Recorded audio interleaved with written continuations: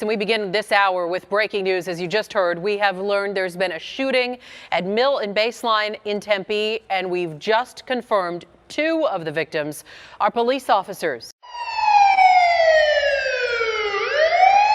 One incident was just a career changer, life changer, everything changer. Thing that kind of like changed the path of my life, I guess you could say, is October 29, 2018. My partner and I were going to go serve an order of protection or restraining order to a gentleman who had beaten up his girlfriend. So this was Monday. The domestic violence situation had occurred sometime like late Friday night, early Saturday morning. The victim or girlfriend was at our headquarters waiting to do a report. And what we found out was while she was waiting for that report, our victim services had spoken to her and helped her fill out the application for the order of protection. So that had already been sent out to the street.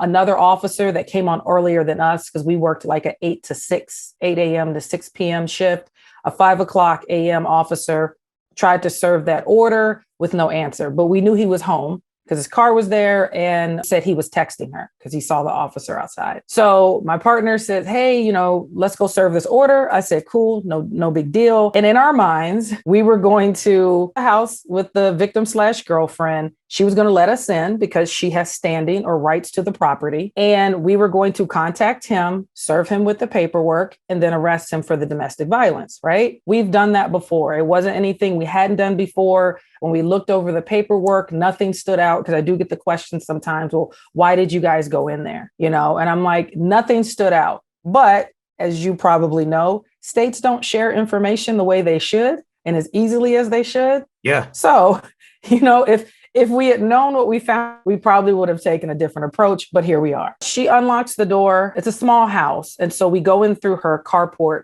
And the exterior door is a laundry room. And we go through the laundry room and the interior door spills out into a kitchen area. And I remember a couple thoughts that went through my head really quickly was one, the girlfriend didn't go in the house when we opened the door, which I thought was odd because a lot of times when it's a relationship, the other party is watching the person who's getting put out leave, right? Oh, yeah. And sometimes trying to instigate and argue and be like, antagonize. Now, yada, yada, yada. Yep, exactly. So that didn't happen. And then as soon as I finished that thought, I see my partner taking out her flashlight. Now, I live in Arizona and it's always bright here. And although this was almost 3 o'clock in the afternoon, that's probably one of our brightest times a day. And I'm like, why is she taking her flashlight out? And I step inside and the house is dark. But I remember feeling like the house was eerily dark. And then as soon as that thought finishes, I hear my partner talking to somebody. I step in more because she can see down a hall that I can't. And there was a male coming up the hall, had his hands in his pockets, wearing a tank top and shorts, never said anything to us, didn't make any facial expressions. And she said who we were and, the fact that we needed to speak to him. And he probably got within 12 to 15 feet of us. And she says, I need you to take your hands out of your pockets. When he came out of his right pocket, he had a black revolver in his hand. And if you've ever been involved in a high stress situation, it's like everything slows down. And all I remember is gun looked like it was coming out so slow, but it was so fast at the same time. And when he came out, he just started firing. And the first shot struck my partner and she got hit in her upper left arm. Thank goodness she had her arm up with that flashlight in it. Muscle memory kicks in. So training kicks in, right? Things hit the fan. I started to draw and move at the same time, but he was just shooting across and I got shot in my right forearm. And then he started rushing me. I turned and ran out of the same door we came in. The girlfriend had already run out of the door.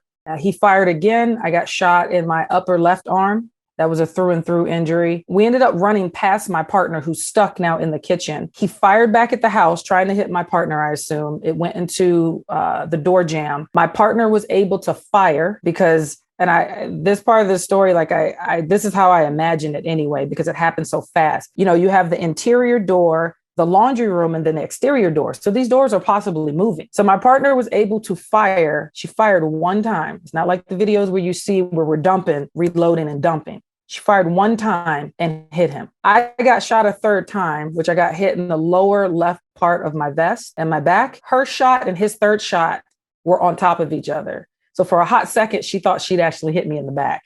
And I said, girl, we still would have been friends.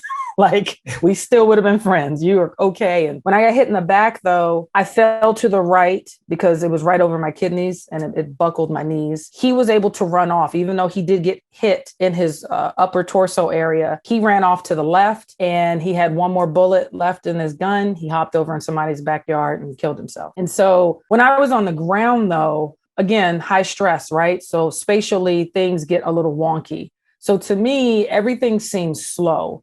I felt like I was running through water. And from the first shot to me hitting the ground was only about 5 seconds, which is crazy to think about. And when I was on the ground, I thought I was down there for a solid 30 to 40 seconds. But my partner said, nope, you went down and you popped right back up. And you can see it on my body camera. My body camera came off. I hit the ground and then you could hear me pop back up and take off running. And I was like, how? Because I had all these thoughts that went through my head. I legit was like, I'm paralyzed because I couldn't feel my legs for a hot second. And then I'm also worried about, did I use the bathroom on myself?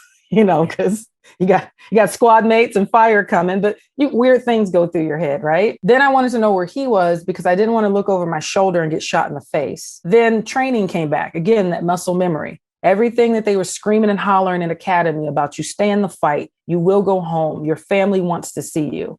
I'm married and my husband's face popped in my head. We have 2 kids and they were 4 and 22 months at that time. They popped in my head. So I was very motivational. And I said, bitch, get up, because this is not where we die.